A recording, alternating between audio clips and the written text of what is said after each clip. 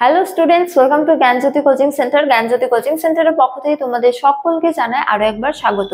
তো স্টুডেন্টস, আজকে আমি যে বিষয় নিয়ে পুনরায় তোমাদের সামনে চলে এসেছি তা হলো পল্লব রাজ্যের অর্থনৈতিক অবস্থা বা পল্লব যুগের অর্থনৈতিক অবস্থা নিয়ে। তো আলোচনা শুরু করার পূর্বে তোমাদের একটা ছোট ইনফরমেশন দিয়ে রাখি, তোমরা যারা এখনো আমাদের সাথে যুক্ত হওনি কিংবা যুক্ত হতে চাইছো তারা উপরের এই দুটো নাম্বারের মধ্যে যে কোনো একটিতে যোগাযোগ করে আমাদের সাথে যুক্ত হতে পারো। চলো আর দেরি না করে আমরা আজকের আলোচনা শুরু করি। তো বলা হয়েছে যে পল্লব যুগের অর্থনৈতিক অবস্থা।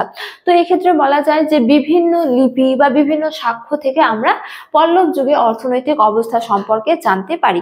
তো পল্লব যুগের অর্থনৈতিক অবস্থার মূল ভিত্তিগুলি ছিল মূলত কৃষি, শিল্প এবং কি ব্যবসা বাণিজ্য।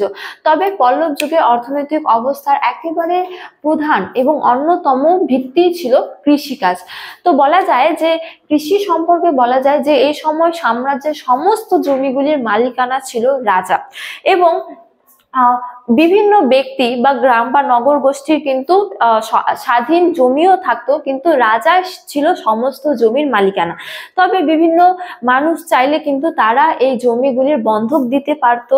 তবে এই জমিগুলির মধ্যে উৎপাদিত ফসলের মূলত 1/10 কর হিসেবে আদায় করা হতো এবং এই কর মূলত বিভিন্ন রাজ কর্মচারীরা আদায় করত এবং এই কর সরাসরি রাজকোষে জমা করা হতো। তো বলা হয়েছে যে এই সময় কৃষি জমিগুলিতে মূলত সরকার কর্তৃক জল ব্যবস্থা গ্রহণ করা হতো। তো এই সময় বিভিন্ন পুষ্করিণী খনন করা হতো এবং এই পুষ্করিণী খননের যা সমস্ত ব্যয়, সেই ব্যয় খরচ কিন্তু সরকার কর্তৃক প্রদান করা হতো।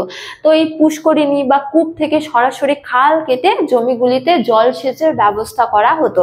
তো এই সময় বিভিন্ন ধান উৎপাদন হতো, এছাড়া বিভিন্ন শস্য উৎপাদন হতো বলে জানা যায়।